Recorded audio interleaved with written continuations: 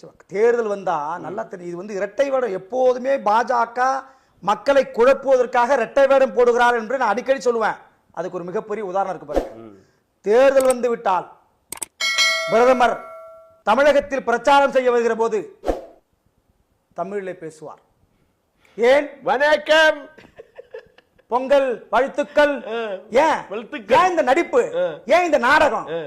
ஒரே மொழி இந்தி மொழியாக வேண்டும் என்பது உன்னுடைய பிரதான கொள்கையாக இருக்கிறது. அப்புறம் இங்க வந்து யார் பேசுறீங்க? இங்க வந்து தமிழ்ல பேசுற. ஏன் தெரியுமா? கிராமத்துல கோழியை பிடிக்கும் போது அந்த கோழி பிடிக்கிறவன் என்ன தெரியுமா செய்வான்? கோழியோட மொழியிலே பேசுவான். ஏன்?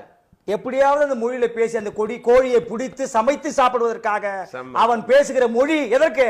கோழியை பிடிப்பதற்கு. மோடி பேசுகிற தமிழ் எதற்கு? இந்த தமிழுடைய வாக்குகளை வாங்குவதற்கு. ஆக நாடகம்.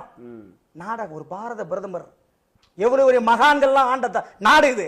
பேசக்கூடாது, செய்யக்கூடாது. எவ்வளவு ஒரு மோசத்தை பாருங்க. கல்வித்துறை அமைச்சர் சொல்றாருங்க.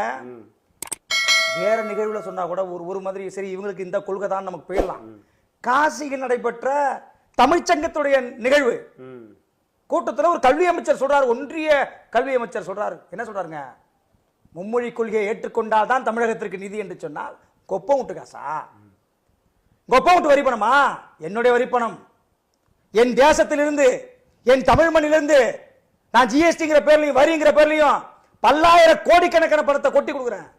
அதில் ஒரு பங்கை கொடுக்க வேண்டும் என்பது சட்டம். கொடுத்தியா? கொடுக்க மாட்டேன்னு மிரட்டுற.